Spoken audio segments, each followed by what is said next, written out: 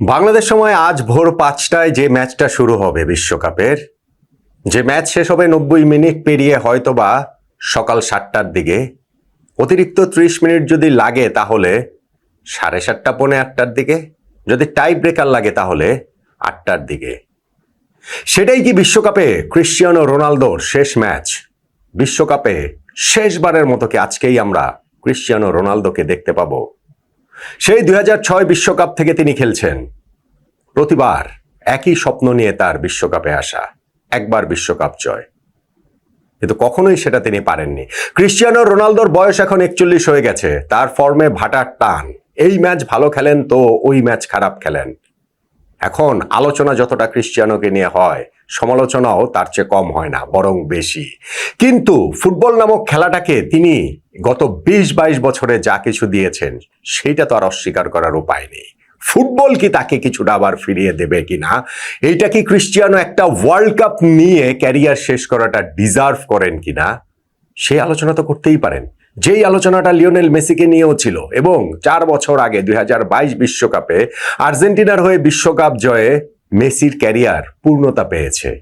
Cristiano Ronaldo কি এইবার সেই পূর্ণতার ছবি এঁকেই বিশ্বমঞ্চ থেকে বিদায় নিতে পারবেন, নাকি তার বহু আগেই আজকে ক্রোয়েশিয়ার বিপক্ষে নকআউট পর্বের প্রথম খেলায় রাউন্ড অফ 32তেই বিদায় হয়ে যাবে পর্তুগালের, বিদায় হয়ে যাবে সেদেশের ফুটবল রাজা ক্রিশ্চিয়ানো রোনালদোর? দেখুন, বিশ্ব ফুটবলের জন্য গত 20-22 বছরে ক্রিশ্চিয়ানোর যে অবদান, তিনি যা করেছেন, যেইভাবে এখানে হচ্ছে গিয়ে সাফল্য দিয়ে, স্পেশালি হচ্ছে গিয়ে মেসি রোনালদো দ্বৈরথের মাধ্যমে, এগুলো সবকিছুই ধরেন আমরা জানি, এগুলো সবকিছুই বহুল চর্চিত। আমি শুধু ছোট্ট একটা স্ট্যাট বলি যে পর্তুগাল ফুটবলের জন্য ক্রিশ্চিয়ানো রোনালদো কি বা কতটা। 1930 থেকে 2002 পর্যন্ত ক্রিশ্চিয়ানো রোনালদোর আবির্ভাবের আগে যে 17টা বিশ্বকাপ হয়েছে, তার মধ্যে পর্তুগাল মাত্র 3টা বিশ্বকাপ খেলেছে। 1966 বিশ্বকাপ, ইউসোভিয়ের বিশ্বকাপ, যেখানটাতে পর্তুগাল তৃতীয় হয়ে গিয়েছিল। 1986 বিশ্বকাপ, গ্রুপ পর্ব থেকে বিদায়, এবং 2002 বিশ্বকাপ, আরো একটা ক্রিশ্চিয়ানো রোনালদোর জাস্ট আসার আগে আগে। 2006 থেকে ক্রিশ্চিয়ানো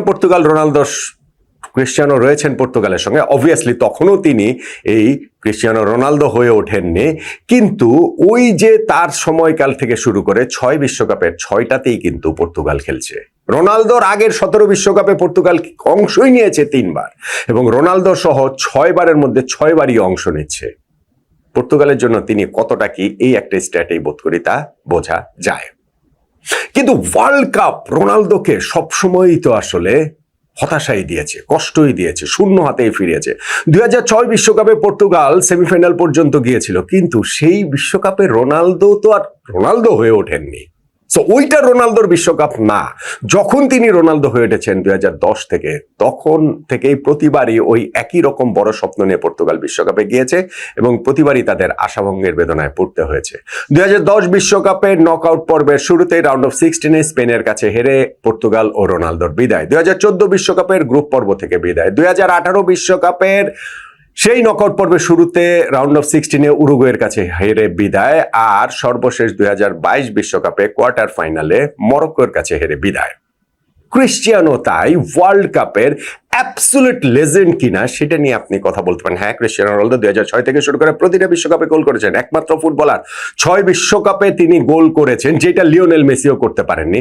কিন্তু আপনি যখন পর্তুগালের পারফরমেন্স, টিম পারফরমেন্স, ক্রিশ্চিয়ানো রোনালদোর নিজের পারফরমেন্সও যদি আপনি দেখেন, তাহলে তাকে কি আসলে অ্যাবসলিউট লেজেন্ড বলা যাবে কিনা ওয়ার্ল্ড কাপের? এই যে আজকের ম্যাচের প্রতিপক্ষ ক্রোয়েশিয়া, তাদের লুকা মডরিচের সঙ্গেও যদি তুলনা করি, লুকা মডরিচ ক্রোয়েশিয়ার যেই দলটাকে নিয়ে তিনি 2018 বিশ্বকাপের ফাইনাল খেলেছেন, সেখানে ফ্রান্সের কাছে হেরে গেছেন। 2022 বিশ্বকাপের সেমিফাইনাল পর্যন্ত খেলেছেন, আর্জেন্টিনার কাছে হেরে গেছেন। সো ক্রোয়েশিয়ার লুকা মডরিচ ওই দলটাকে নিয়ে, সেই দলটা তার পর্তুগাল দলের মতো এত হাইপড দল না, ওই দলটা তো পর্তুগাল দলের মতো এত ওয়েল রাউন্ড দলও না। তাদেরকে নিয়ে পরপর 2টা বিশ্বকাপে সেমিফাইনাল, ফাইনাল খেলেছেন লুকা মডরিচ। ক্রিশ্চিয়ানো রোনালদো তো তার পুরো ক্যারিয়ারে পর্তুগালকে নিয়ে বিশ্বকাপের 2006 বিশ্বকাপটা, ওইটা তার পর্তুগাল নামে আবারও বলি, এরপরে তার সেরকম সাফল্য তিনি এনে দিতে পারেন নাই। আর এইবারের বিশ্বকাপেও যে অবস্থা, 3টা ম্যাচ গ্রুপ পর্বে পর্তুগাল খেলেছে, সেখানে প্রথম এবং শেষ ম্যাচ কঙ্গো এবং কলম্বিয়ার বিপক্ষে খুবই মেরমেরে পারফরমেন্স পর্তুগালেরও ছিল, রোনালদোরও ছিল। মাঝের ম্যাচটা শুধু উজবেকিস্তানের বিপক্ষে 5-0 গোলের জয়, যেখানটাতে রোনালদোর জোড়া গোল। আজকের ম্যাচটা তাই এই ক্রোয়েশিয়ার বিপক্ষে পর্তুগালের বাঁচামরা লড়াই সবগুলো দলের জন্যই তাই নকআউট পর্বে, আর রোনালদোর জন্য টুর্নামেন্টে টিকে থাকা, তার স্বপ্নটা বাঁচিয়ে রাখার লড়াই, সেইটা কি তিনি করতে পারবেন কিনা। 2022 বিশ্বকাপের কথা যদি আমরা মনে করি, নকআউট পর্ব যখন শুরু হয়েছিল, পর্তুগালের প্রথম ম্যাচ সুইজারল্যান্ডের বিপক্ষে, সবাই আমরা বিস্মিত হয়ে দেখলাম যে পর্তুগালের 11-এ ক্রিস্টিয়ানো রোনালদো নেই। তার বদলে যাকে নামানো হয়েছে গনজালো রামোস, সুইজারল্যান্ডের বিপক্ষে সেই ম্যাচটাতে তিনি হ্যাট্রিক করে ফেললেন। পর্তুগাল 6-1 গোলে জিতলো। ফলে নেক্সট ম্যাচটাতেও মরক্কোর বিপক্ষে ফর অবভিয়াস রিজনস ক্রিস্টিয়ানোকে রাখা হয়নি 11-এ, সেই ম্যাচে হেরে কিন্তু পর্তুগালের বিদায় হয়ে গিয়েছিল। আজকে এই ক্রোয়েশিয়ার বিপক্ষে ম্যাচটাতেও কি ওইরকম কোনো কিছু দেখা যাবে কিনা, অন্ততপক্ষে আলোচনায় সেরকম কোনো কিছু নাই, অন্ততপক্ষে বিভিন্ন মিডিয়ার খবর এরকম কিছু নাই যে ক্রিস্টিয়ানো রোনালদোকে 11 থেকে ড্রপ দেবে, যদিও পর্তুগালের অপশনস এবার গতবারের চেয়ে অনেক বেশি। কিন্তু কোচ রবার্টো মার্টিনেজ এখনো আস্থা রাখছেন এই ক্রিস্টিয়ানো রোনালদোর উপরে, তিনি বিগ ম্যাচে বিগ টাইমে একটা বিগ পারফরমেন্স তিনি উপহার দিবেন, সেই আশাটা তিনি করছেন খুব ভালোভাবেই। পর্তুগাল যদি আজকের এই ম্যাচটা জিততে পারে তাহলে হয়তো বা কোয়ার্টার ফাইনালে রাউন্ড অফ 16-এ গিয়েই ইনফ্যাক্ট স্পেনের মুখোমুখি হবে। স্পেনের ম্যাচটা তো তার আগে হয়ে যাবে, সেটা রেজাল্ট আমরা জেনে যাব।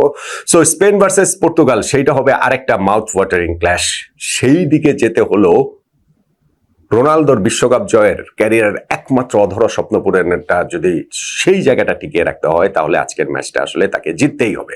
এবং শেষ পর্যন্ত গিয়ে এই ম্যাচে তার ওই ট্যাগলাইন বলেন, ফোকাস বলেন, সেইটা পর্তুগাল ভার্সেস ক্রোয়েশিয়া যতটা, ক্রিস্টিয়ানো রোনালদো ভার্সেস লুকা মদ্রিচও ততটাই। কেননা এই খেলাটা দুই অ্যাবসলিউট লেজেন্ডের আজকেই বিশ্বকাপের শেষ ম্যাচ, দুইজনের যে কোনো একজনের হয়ে যাবে, নিশ্চিত যেতে পারে না, দুইজনের একজনের শেষ ম্যাচ তো আসলে নিশ্চিতভাবেই হবে।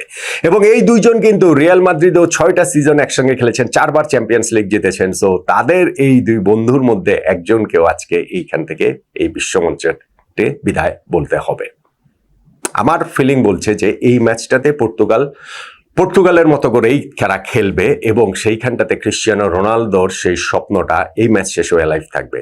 বাংলাদেশ সময় আজ সকাল 7টা কিংবা 7:30 কিংবা 8টায় ক্রিস্টিয়ানোকে আমরা বিশ্বকাপ থেকে বিদায় দিব বলে আমার মনে হচ্ছে না, আমার গাট ফিলিং সেটা বলছে না, বা দুই দলের যে অবস্থা সবকিছু বিবেচনা করে। ক্রোয়েশিয়াও যে এবারে ওয়ার্ল্ড কাপে খুব ভালো খেলছে তা না, প্রথম ম্যাচটাতে তারা ইংল্যান্ডের কাছে হেরেছিল, যাক পরের দুই ম্যাচে তারা তার পারফরমেন্সে উঠে গেছে এই নকআউট পর্বে। ফলে আমার কাছে এখানে মনে হয় যে পর্তুগাল ম্যাচটাতে ক্রোয়েশিয়াকে হারাবে, ক্রিস্টিয়ানো রোনালদোর স্বপ্নটা আরো একটা ম্যাচের জন্য টিকে থাকবে। ফাইনালে গিয়ে সেই বিশ্বকাপটা তিনি আসলে স্পর্শ করতে পারবেন কিনা সেটার উত্তর সময়ের হাতে। সামনের ম্যাচগুলোতে সেগুলো অনেক আলোচনার সুযোগ রয়েছে, তবে আজকের ম্যাচটাতে রোনালদোর স্বপ্নযাত্রা মার্চ অন করতেই থাকবে বলেই আমার অন্তত পক্ষে সেটাই প্রেডিকশন। আপনার মতামতটা জানাতে পারেন।